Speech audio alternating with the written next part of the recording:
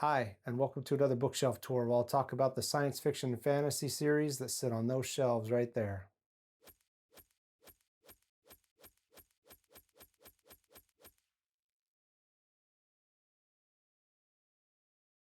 If you saw my last book tour video, you probably saw that I had this book here on the wrong shelf. This was book 2 in the War Against the Couture by David Gerald. And I actually have book 1, which was sitting to the wrong side of book 2. So this one actually sits on one of those shelves right up there. So I'm going to correct that later, though. Put them in the right order. This is book 1, A Matter for Men. And then we had book 2, which was in the wrong place, like I said, A Day for Damnation. And then book 3, A Rage for Revenge. One of these days I'll get to those. They're supposed to be pretty good. Then we've got an old book by Neil Gaiman called Neverwhere. And then we get into some Michael Gear stuff. Star Strike right here. Then The Warriors of Spider. Then we get some a Mary Gentle novel that I've had forever and just never have been able to pick up and read, Grunts. Not because it's not any good, I just haven't put the effort in. Then we get a William Gibson and Bruce Sterling collaboration called The Difference Engine. And more William Gibson here is Pattern Recognition and Spook Country, Count Zero, and Burning Chrome. Now, I have read Neuromancer. I know it's the whole cyberpunk classic thing. I had a real hard time reading Neuromancer, which is probably one of the reasons I haven't gotten to these two yet, even though they're pretty short books. There was just something about Neuromancer. It was a difficult read for me, and I read it probably 20 years ago, and I just had a hard time with it. Then we get Mona Lisa Overdrive right here. I think that's the last of the William Gibson books. Then we get to Starhawks #2, The Cyborg King by Ron Gallert, which was based on a comic book. Then we get to a long series of some books that I really, really enjoyed when I read them. I didn't get all the way through it because I was reading them as they came out, and I'm really bad about that. I tend to like to have a whole series at first before I start to read any of it. But for whatever reason, these caught my attention, and I read the first 3, but then I never managed to get through the rest of them. But these 3, this book right here is actually the prequel that I haven't read. It's called Twilight of the Empire by Simon R. Green. These are like part of the Chronicles of Owen Deathstalker. And then we get Deathstalker, the Chronicles of the Life of Owen Deathstalker. And then book 2, Deathstalker Rebellion. And book 3, Deathstalker War. This one was kind of episodic. I didn't really like it as much as the first 2, and that could also be another reason why I never finished actually reading the series, which goes on with Deathstalker Honor, book 4 right there. And then we have book 5, Deathstalker Destiny. And then there was another trilogy.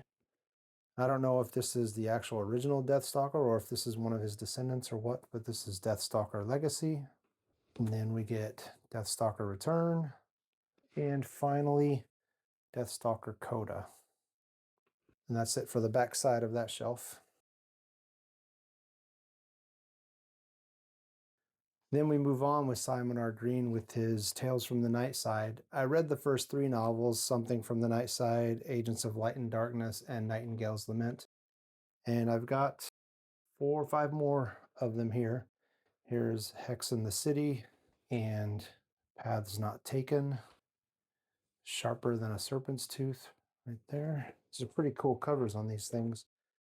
And then Hell to Pay and The Unnatural Inquirer. There's one other book after this one, I think, called Just Another Judgment Day, but I don't have that one. One of these days, maybe I'll get it.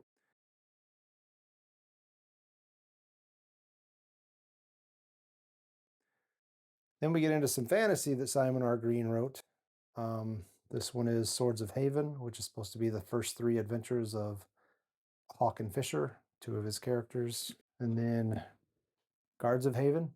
It's a couple more adventures with Hawk and Fisher. And then I don't know what these are related to, but this one's called Beyond the Blue Moon. Looks like some sort of fantasy. And last for Simon R. Green, Blue Moon Rising, which I think is also related to Beyond the Blue Moon. So there's that. Then we get to some Joe Haldeman, The Coming. Not even sure what this one's about. Then we get to the sequel to Forever War, which I have read, which is called Forever Peace, which I have not read. And there's a third book in that series called Forever Free. Again, haven't read it. Then we get to Barbara Hambly. I've read Dragon's Bane. I still have a copy of it. And then there are 3 other books in that series that I know of. This is book 2, Dragon Shadow. And then Night of the Demon Queen, Night, Knight. And then Dragon Star. I don't know if there's another book after this one, but I've got all these to read still. And then we get this one here where it's, I think it's a vampire hunter kind of a thing. This one's called Those Who Hunt the Night. So I don't know that much about this series, but one of these days maybe I'll get to this book. And then one more Barbara Hambly here called Traveling with the Dead. And again, I know nothing about this. I picked it up in the thrift store. So then we get to the first really long series of books that I have collected over the years. And this one's by Laurel K. Hamilton. Some of you may be aware of the Anita Blake Vampire Hunter series, but here's the first book, Guilty Pleasures, and then The Laughing Corpse, book 2. I did read Guilty Pleasures at one point, and that's why I ended up buying the rest of the series. I kind of liked it. Circus of the Damned, book 3. The Lunatic Cafe, book 4. Book 5, The Bloody Bones, right there. Book 6, The Killing Dance. Some of these covers kind of reflect the light a little bit too much. Burnt Offerings, and then Blue Moon. And that does it for the front of that first shelf up there.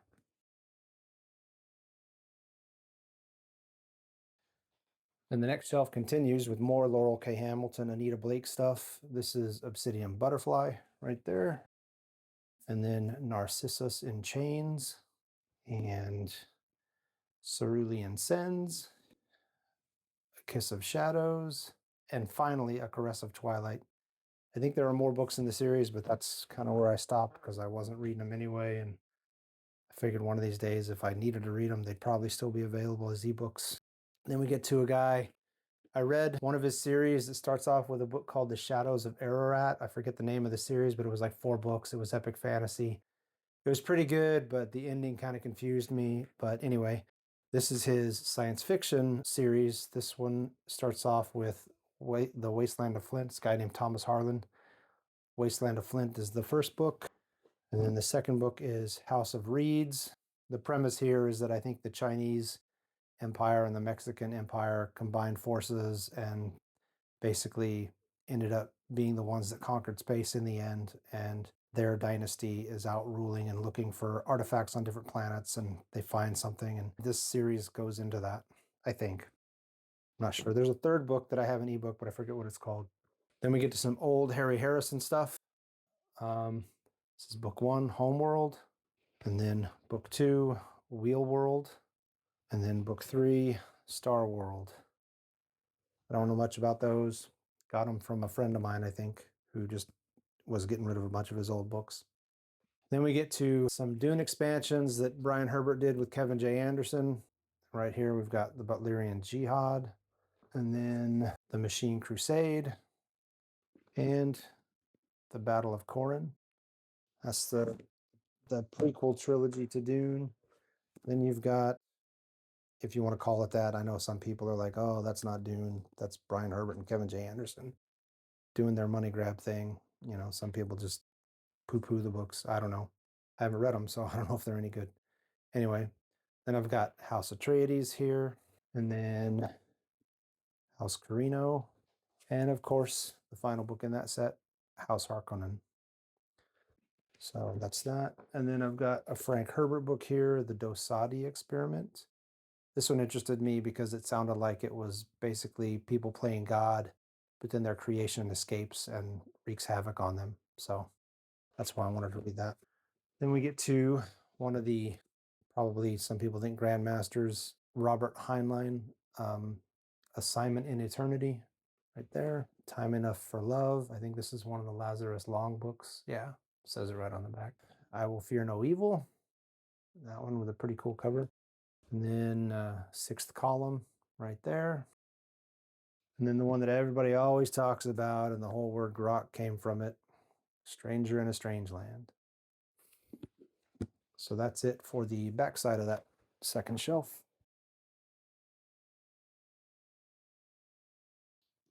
And the first book on the third shelf is from a guy named Jim C. Hines. I first heard about this guy when I heard one of his short stories on, I think it was Podcastle, and it was about the goblin that actually is in this book. It's a Goblin Quest right there. So there's like 2 or 3 other books in this series that I haven't read or don't have. I think I picked this one up at work. Somebody left it on a table. It's James P. Hogan's The Legend That Was Earth. I think this is about an alien invasion or alien politics that goes wrong and Earth gets conquered. I'm not 100% sure. Then we've got this one by Jason M. Huff called The Exodus Towers. I don't know much about this one. This is Dire Earth Cycle Book 2. I think this one's about like a space elevator is built down in Australia somewhere. I'm not 100% sure. Then we've got some Tanya Huff books that are fantasy here. Sing the Four Quarters, Fifth Quarter, and No Quarter. Those are the only Tanya Huffs I own. Then we get a guy I'd never heard of until I came across these in a used bookstore, and it was Charles Ingrid and the Sand Wars. And this one contains Solar Kill, Lasertown Blues, and Celestial Hit List. That's volume 1. And volume 2 contains Alien Salute, Return Fire, and Challenge Met. Sand Wars Volume 2 by Charles Ingrid. So I don't know if these are any good. Never even heard of the guy until I stumbled across these books. Then we get a guy, Alexander Jablokov. Alexander Jablokov. I'm not sure exactly how you pronounce his name, but I've read many of his short stories in Asimov's or fantasy and science fiction. I forget which. Probably fantasy and science fiction. And I've been entertained by just about everything I've read from him, short story wise. So when I saw these sitting on the thrift store shelf at Patch Barracks at Stuttgart in Germany, I picked them up for like a dime each. This is called The Breath of Suspension, and this one is A Deeper Sea. I don't know if they're any good, but one of these days I'll get around to reading them. Hopefully they're as good as his short stories. Then we get to a guy that passed away a few years ago. His name was Brian Jakes. He wrote this whole series of animal-based fantasy novels. I think they just call it the Redwall series. And I think the chronological order of the series is what I'm about to show and how I'm going to have them on the shelf from now on. But first up is one called Lord Brocktree. Then we have Martin the Warrior and Mossflower. And then The Legend of Luke. And then The Outcast of Redwall. Mariel of Redwall. The Bellmaker. Salamandastron or Salamandastron. I don't know how exactly it's pronounced. Then finally Redwall, which was I think the book that kicked it all off, but he wrote all over the timeline, so he just put the story wherever he needed to make it work, or however he had set up the history, I guess. And then Matimeo or Matameo, probably Matimeo, I don't know. And then lastly from that shelf, we have The Pearls of Lutra and The Long Patrol and Marlfox, all from that shelf. I have more on the next shelf, which I'll show you in a second. As I said, continuing with Redwall on the next shelf, we've got Tagarung, then Triss, then Loamhedge, and we get to Rackety Tam, Hyrulan, Eulalia, Eulalia, and then the final 3 that I've got here, Doomwhite, The Sable Queen, and then The Rogue Crew. And I think that's all 22 books in that series. One of these days, I'm hoping that my kids will be interested enough in reading that I'll be able to sit down and kind of plow through some of these with them. Then we get to 3 tie-in novels for a show that I've never seen. I've always wanted to see it, but it's never been on any streaming services that I've had access to or that I was paying for at the time. And this is the main reason I bought these is because they were written by J. Gregory Keyes, who is an author that I really like. And these are Babylon 5 books, Dark Genesis, The Birth of the Psi Corps, and then Deadly Relations, Bester Ascendant, right there. And then Final Reckoning, The Fate of Bester. So then we get to E.E. Knight. I only have one book in this Age of Fire series, but it's called Dragon Champion. I think somebody gave it to me because they didn't want to read it, or they had read it and didn't have the other 2 books and weren't going to spend the money on them. I don't know. Anyway, haven't read it, but there it is, that novel. And then we get to his Vampire Earth series, which I picked this book up and I started reading it. And when I got to page 270, I couldn't put it down. And it's a 390-page book. So, like, the last 120 pages of this just pulled me in. And I think it was like 2:30 in the morning when I finally finished it. It was just that good. I loaned it to a friend of mine a few weeks later. And I told him, if you get to page 268, stop. Because when you get to 270, you're not going to want to stop. So, and he came back about 3 or 4 days later and he was like, yeah, you were right. I didn't want to stop once I hit 270. So this was a pretty good book. And it caused me to buy the rest of the series while I was in the US. I think I might be missing a book or 2 near the end, but here's the second book, Choice of the Cat, and then Tale of the Thunderbolt, and Valentine Rising. Valentine's the main character in these books. And then Valentine's Exile, Valentine's Resolve, Fall with Honor. And then the last one that I have is called Winter Duty. There might be 1 or 2 more after this. I'm not sure. Maybe more than that. I don't know. And then we get to one of the female authors that I like. I'm not usually a huge fan of female authors, not to be prejudiced or anything, but a lot of them tend to write very introspective stories, and I just typically don't like that kind of stuff. But Nancy Kress is really great. Everything I've read from her, I really liked. And I think this is like either a duology or just a book and its sequel. This is Crossfire. You can see it's got this sci-fi thing. I think this is a Jim Burns cover. Oh, yeah, it says on the back. This is a Jim Burns cover. And so is this one on Crucible, which is the sequel to Crossfire. And then I've got a few more books here by Nancy. Probability Moon, Probability Sun, and Probability Space.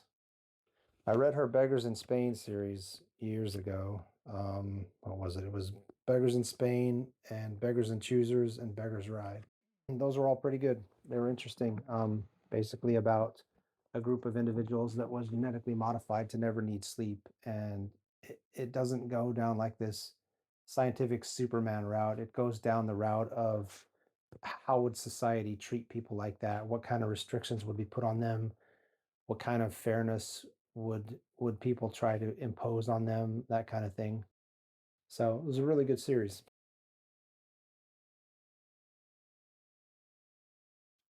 And now for that final shelf. When I was a kid, I lived in Kentucky, in the country, about 45 minutes to an hour south of Louisville. And there was a kid that lived across the street, and his dad owned a motorcycle shop. And I went over to his house to play a few times. He was a really cool kid, a little bit older than me, maybe a year or two. I think I was 6 at the time, and he was like 8, maybe 9 tops. But he had a lot of these toys, and I'd never even seen them before, but they had like parts that were magnetic and interchangeable, and you could do different things and make different configurations. And it was Micronauts. That right there is Baron Karza. He was the big bad guy, kind of like a Darth Vader type person. I'm not sure if he predated Star Wars or if he came out after Star Wars. I'm thinking after, but I don't know for sure. Haven't done any research to find out. But you can see there he kind of looks like he's modeled off of Darth Vader. But anyway, he was the big bad guy in this series. This is by Steve Lyons. So there's book one. The series is called the Time Traveler Trilogy. And here's book two. This was the guy on the front there is named Acroyear. He was probably one of my favorite characters. I just thought he had a cool looking helmet and everything. So two. Then we've got book three here, which actually I think that is the Time Traveler on the front of that one.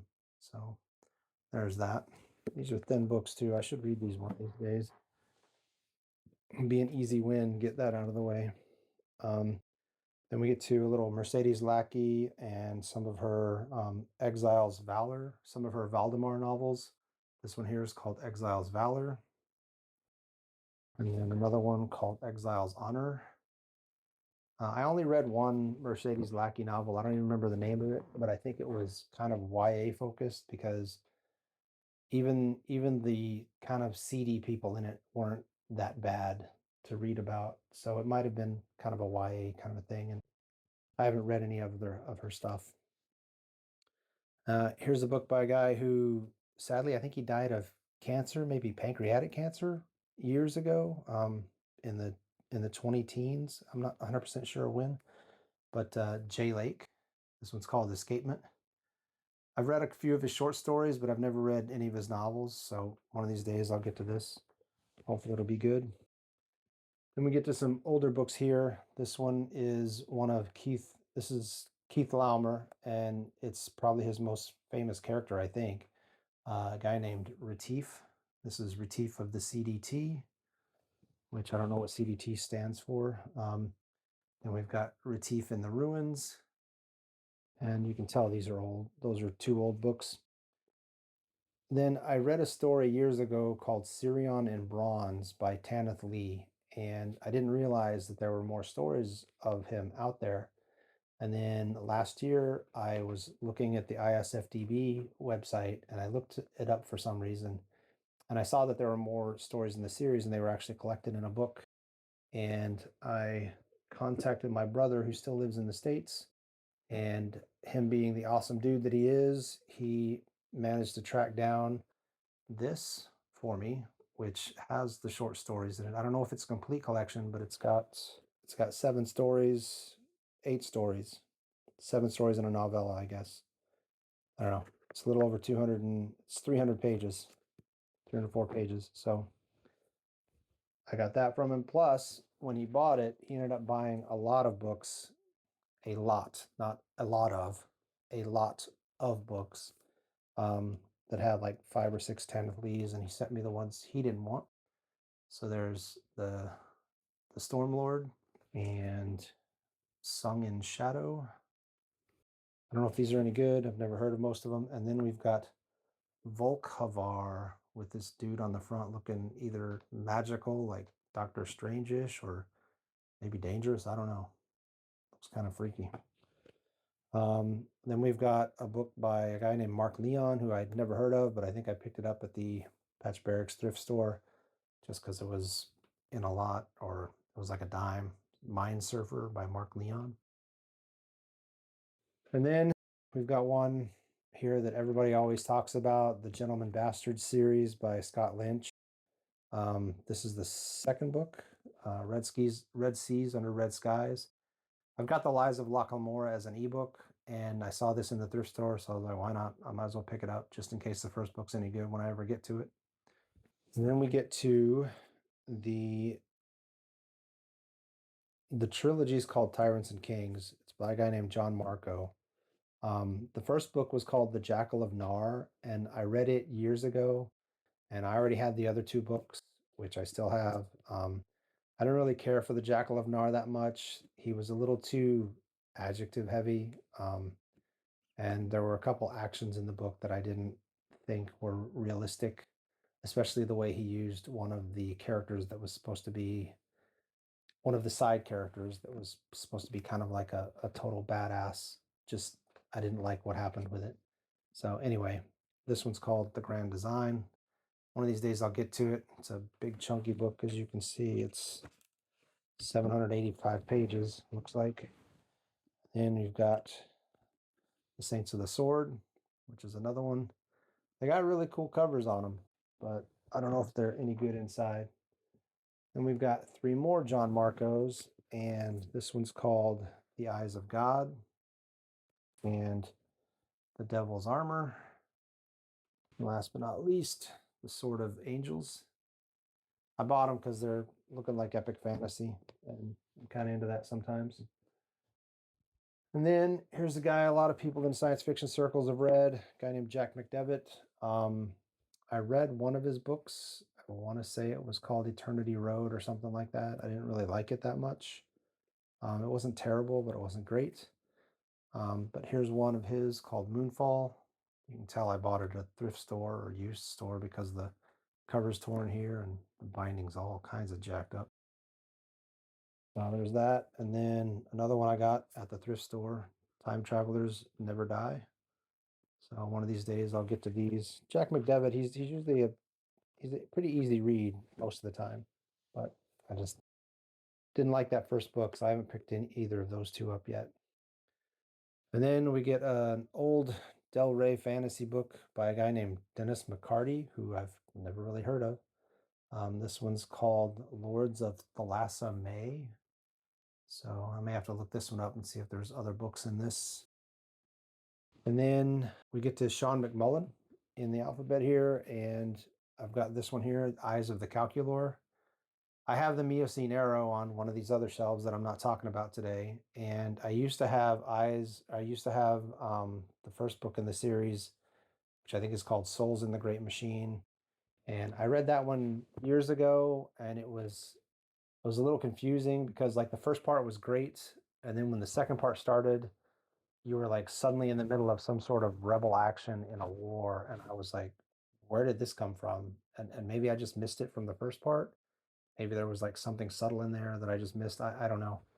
But one of these days I may get back to reading that whole series. So that's pretty much it for those three shelves. If you're wondering why I have so many old books and hardly have anything since, like, say, 2006, 2007, a lot of that's because at that point I had a Kindle and I started buying ebooks because I could get them on sale and they were cheaper and they're a lot easier to carry around than all this dead tree weight.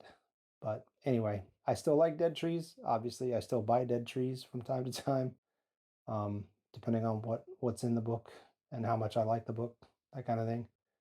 But anyway, that concludes that shelf. I'll go over the next two next time, and that's it for this one. Bye for now.